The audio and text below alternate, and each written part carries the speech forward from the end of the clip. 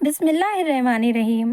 شروع کرتی ہوں اللہ کے نام سے جو نہایت مہربان رحم کرنے والا ہے۔ آج ہم حضرت نوح علیہ السلام کے بارے میں جانیں گے۔ واقعہ حضرت نوح علیہ السلام اور ان کی کشتی کا۔ اللہ رب العزت نے حضرت آدم علیہ السلام کی وفات کے 1000 سال بعد پیغمبر نوح علیہ السلام کو اس دنیا میں بھیجا۔ اس وقت تک دنیا میں آبادی کافی بڑھ چکی تھی اور اس وقت تک شیطان نے انسانیت کے سامنے اپنی چال چل دی تھی۔ انسانوں نے اب بت پرستی کرنا شروع کر دی تھی۔ تب ایسے میں اللہ نے لوگوں کی رہنمائی کے لیے حضرت نوح علیہ السلام کو بھیجا، لیکن یہ کام آسان نہیں تھا۔ پیغمبر لوگوں سے کہتے کہ اللہ کا خوف رکھو اور وہ کرو جو اللہ کہتے ہیں، بت پرستی نہ کرو، لیکن لوگ ان کی ایک نہ سنتے۔ وہ سر ہلاتے اور پھر بت پرستی کرنے لگتے۔ لوگ پیغمبر کو بہت برا بھلا کہتے، کوئی ان کو پتھر سے مارتا تو کوئی انہیں دھکا دیتا، لیکن پیغمبر کو اللہ نے صبر عطا کیا تھا۔ وہ مسلسل لوگوں کو اللہ کے بارے میں بتایا کرتے۔ وہ لوگوں سے کہتے کہ کیا تم نہیں جانتے کہ ہم سب کو اللہ نے پیدا کیا، وہی ہمارا مالک ہے۔ آسمان میں جو سورج چاند تم دیکھتے ہو وہ اللہ نے ہی بنائے ہیں۔ اس نے ہی ندیاں، پہاڑی، پیڑ پودے، پھل، سبزیاں، چرند پرند سب کو اللہ نے ہی بنایا ہے، تو تم کیوں اس کی عبادت نہیں کرتے، کیوں بت پرستی کرتے ہو؟ پر لوگ انہیں برا بھلا کہتے اور وہاں سے چلے جاتے۔ پر دنیا میں کچھ اچھے لوگ بھی تھے جو حضرت نوح علیہ السلام کی بات سنتے اور سمجھتے۔ انہیں سمجھ میں آیا کہ وہ بت پرستی کر کے غلط کر رہے ہیں، تو وہ حضرت نوح علیہ السلام کی بات مان گئے۔ پر ان میں سے زیادہ تر لوگ غریب اور کمزور تھے۔ اب دنیا میں 2 طرح کے لوگ تھے، ایک وہ جو اللہ کو مانتے تھے اور دوسرے وہ جو بت پرستی کرتے تھے۔ حضرت نوح علیہ السلام نے سالوں تک لوگوں کی اصلاح کرنا جاری رکھا۔ بت پرست اب پیغمبر کی باتوں سے پریشان ہو گئے۔ انہوں نے کہا کہ تم بہت عرصے سے ہم سے جھوٹ بول رہے ہو، اگر تم چپ نہیں ہوئے تو ہم تمہیں پتھروں سے مار ڈالیں گے۔ لیکن پیغمبر نے ان کی بات کو توجہ نہیں دی اور لوگوں کو اللہ کا پیغام سنانا جاری رکھا۔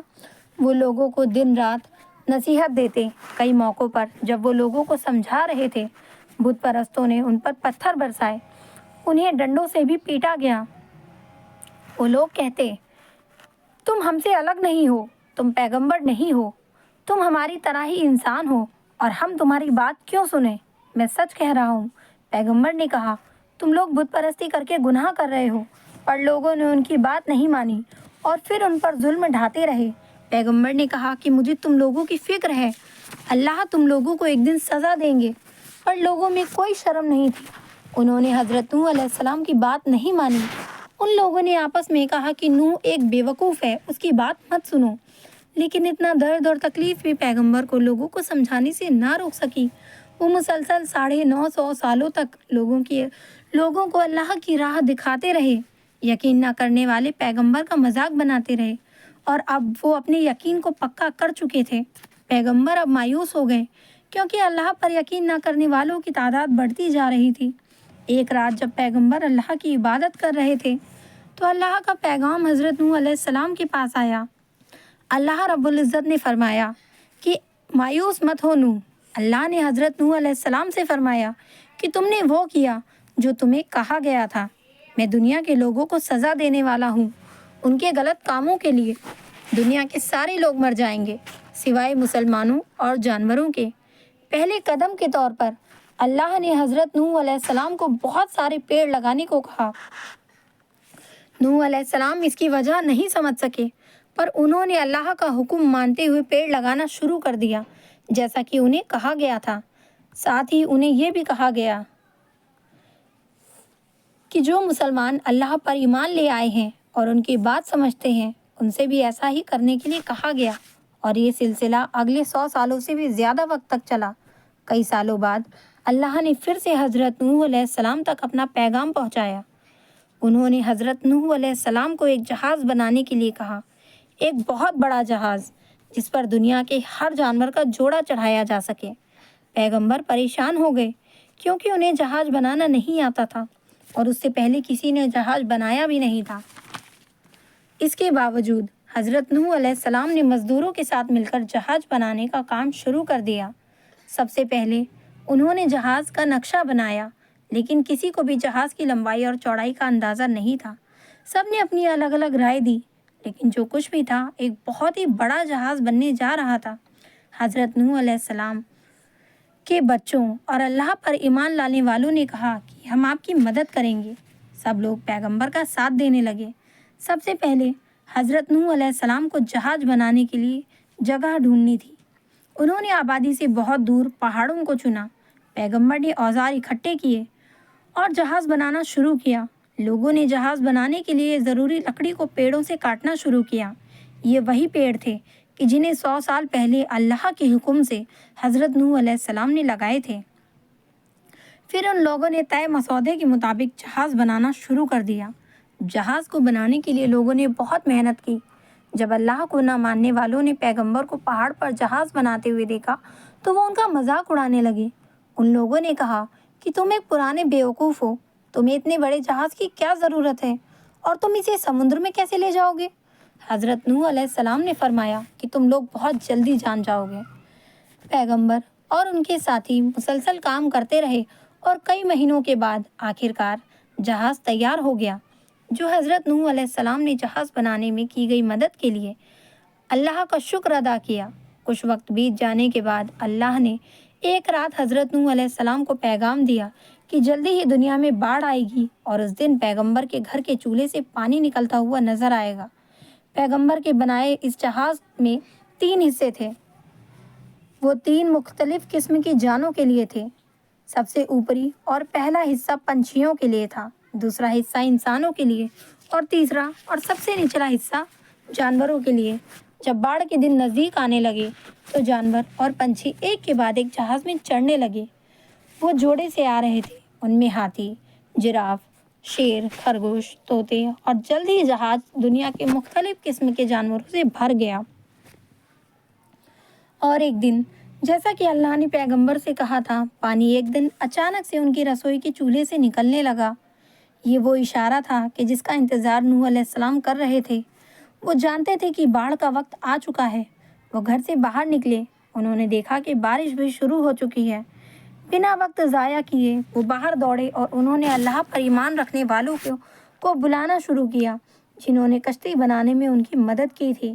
انہوں نے ان سبھی سے جلد کشتی میں سوار ہونے کے لیے کہا اور اللہ پر یقین نہ کرنے والوں کی سمجھ میں نہیں آ رہا تھا کہ یہ کیا ہو رہا ہے، لہٰذا وہ پیغمبر کا مذاق اڑاتے رہے۔ لیکن پیغمبر نے ان لوگوں کی باتوں کو توجہ نہیں دی اور اپنی بیویوں اور بچوں کو کشتی میں سوار ہونے کے لیے کہا۔ سبھی نے ان کے حکم کی تعمیر کی سوائے ان کی ایک بیوی اور ایک بیٹے کے جو ان کی بات نہیں مانتے تھے۔ ان کے بیٹے نے کہا کہ میں پانی سے اپنے آپ کو بچا لوں گا، میری فکر نہ کریں۔ پانی اب اوپر کی طرف چڑھنے لگا تھا، لہٰذا پیغمبر بھی اس میں چڑھ گئے۔ باڑھ اور خطرناک ہو چکی تھی اور پانی لگاتار بڑھتا جا رہا تھا اور بارش بھی مسلسل ہو رہی تھی۔ بارش کئی گھنٹوں تک نہیں رکی اور پانی بڑھتا جا رہا تھا۔ لوگوں کو اب سمجھ آیا کہ پیغمبر صحیح کہہ رہے تھے۔ وہ اپنی جان بچانے کے لیے ادھر سے ادھر بھاگ رہے تھے۔ پیغمبر کی بیوی اور بیٹا اپنی جان بچانے کے لیے ایک اونچے پہاڑ پر چڑھ گئے۔ پیغمبر نے ان سے کہا، آؤ اور جہاز پر چڑھ جاؤ اور خود کو بچاؤ، لیکن ان دونوں نے توجہ نہیں دی۔ پہاڑ کی عروج پر پہنچ گئے اور تبھی ایک اونچی لہر آئی اور انہیں اپنے ساتھ بہا کر لے گئی۔ یہ خطرناک لہریں اللہ کو نہ ماننے والوں کو بہا کر لے گئیں۔ پانی مسلسل بڑھتا ہی گیا اور کچھ وقت بعد پوری زمین پر پانی ہی پانی تھا۔ تب پیغمبر نوح علیہ السلام نے کہا، بسم اللہ۔ جب پیغمبر کی زبان سے الفاظ نکلے تب جہاز چلنا شروع ہو گیا۔ بارش تو رک چکی تھی لیکن پوری زمین پر پانی ہی پانی تھا۔ پیغمبر جانتے تھے کہ انہیں بہت لمبے وقت تک جہاز میں ہی رہنا ہوگا، اس لیے پیغمبر اور ساتھی لوگوں نے پہلے ہی کشتی میں غلہ و کھانے پینے کا سامان اکٹھا کر لیا تھا۔ اس کشتی میں انسانوں کے علاوہ جانور اور پنچھی بھی تھے، لیکن اللہ نے سب کی حفاظت کا انتظام کر رکھا تھا۔ شیر اور باقی کے خونخوار جانور پر اللہ نے بیماری کی گرفت کر دی کہ جس سے کہ باقی کے لوگوں اور معصوم جانوروں کو نقصان نہ پہنچ سکے۔ سبھی ایک ساتھ رہ رہے تھے، لیکن پیغمبر کو چوہوں کی وجہ سے بہت زیادہ دقت پیش آئی۔ چوہے اوپر نیچے ہر جگہ بھاگتے تھے، وہ پریشانی کا سبب تھے، اور تب پیغمبر نے اللہ سے گزارش کی تو اللہ نے بلی کو بنایا۔ بلی نے چوہوں کا شکار کرنا شروع کیا اور لوگوں کی پریشانی دور کی۔ اللہ نے پیغمبر کی ساری پریشانیوں کو ختم کیا۔ پیغمبر اور ان کے ساتھی 150 दिनों तक जहाज़ में थे और इस सफ़र के दौरान उन्हें कहीं भी ज़मीन नज़र नहीं आई। पैगंबर और बाकी लोग कई दिनों तक सिर्फ और सिर्फ इंतज़ार करते रहे। जब पैगंबर ने कौवे को भेजा ये देखने के लिए कि क्या कहीं कोई ज़मीन नज़र आती है, लेकिन कौवा कभी वापस ही नहीं आया। फिर पैगंबर ने ज़मीन ढूंढने के लिए एक और पंछी को भेजा और कुछ दिन बाद जब वो वापस लौटा तो उसकी चोंच में जैतून के कुछ पत्ते थे। पैगंबर और उनके साथी के लोग खुश हुए क्योंकि वो समझ गए थे कि वो ज़मीन के आसपास हैं। जहाज़ कुछ दिन तक यूं ही चलता रहा और फिर एक दिन वो जूदी पहाड़ के ऊपर पहुंचा। पैगंबर ने कहा बिस्मिल्लाह और फिर जहाज़ वहीं रुक गया। इतने दिनों तक जहाज़ पर रहने के बाद